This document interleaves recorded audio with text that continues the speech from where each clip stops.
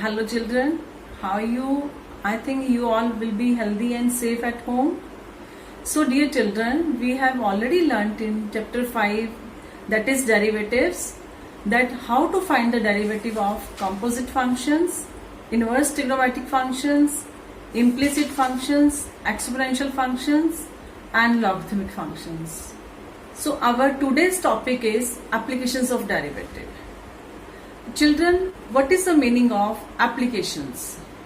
Applications means where we use the differentiation, why we use the differentiation. So today I am going to start one of the subtopic of applications of derivative, that is rate of change of quantities.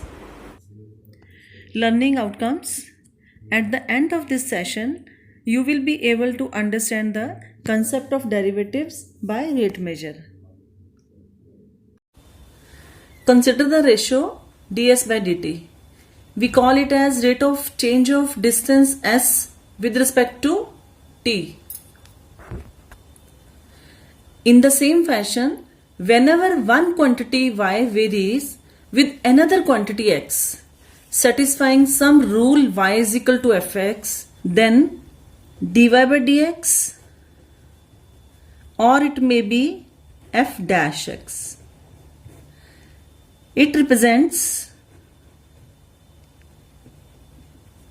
the rate of change of y with respect to x.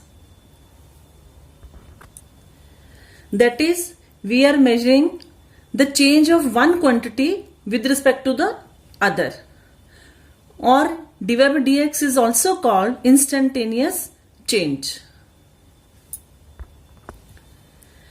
Now, if I write dy by dx like this way, at x is equal to x0, then it represents instantaneous rate of change of y with respect to x at point x is equal to x0.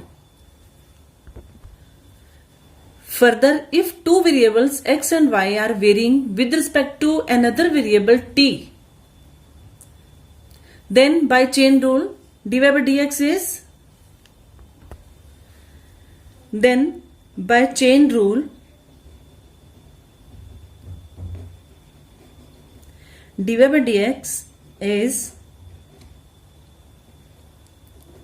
dy by dt upon dx by dt, where dx upon dt cannot be 0. Okay.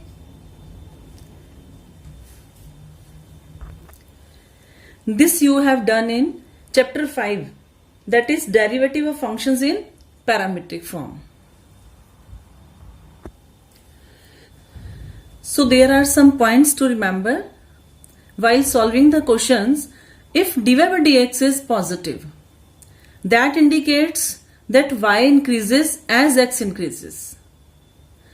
Next, if dy by dx is negative, that indicates that y decreases as x increases, because dy by dx is negative. Then third point, by rate of change, we mean the instantaneous rate of change irrespective of the fact that change is with respect to of time or not. That the change is with respect to time or not. बेटा अगर time के respect भी नहीं है, जैसे dy by dx है, that is rate of change of y with respect to x. So children, before going to the questions, there are certain important aspects, or we can say formulae, which we need to understand, which you have studied earlier. Now the formulae are: first, perimeter of rectangle. It is 2 into length plus breadth. Area of rectangle, length into breadth. Perimeter of square, 4 into side. Area of square, side into side, means side whole square. Circumference of the circle, it is 2 pi r. Area of circle, pi r square. Surface area of sphere, 4 pi r square.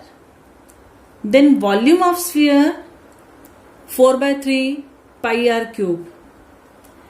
Lateral surface area of the cone, it is pi r L, where L is the slant height of the cone, and the formula for the slant height is, it is equal to the square root of the sum of squares of the radius and height. That means L is equal to under root r square plus h square.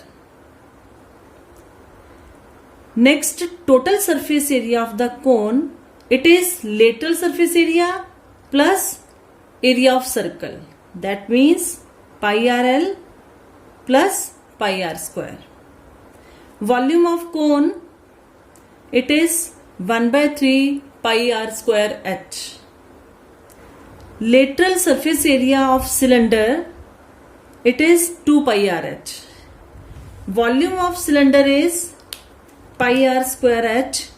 Then total surface area of the cylinder, it is lateral surface area plus area of two circles, top circle and bottom circle, means 2 pi r square.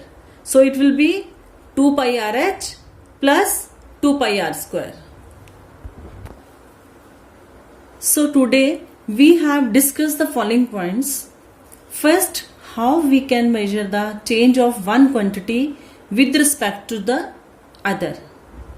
Second point, the ratio of change of y with respect to x can be calculated using the rate of change of y and that of x, both with respect to t. And third is important formulae to be used for solving the problems.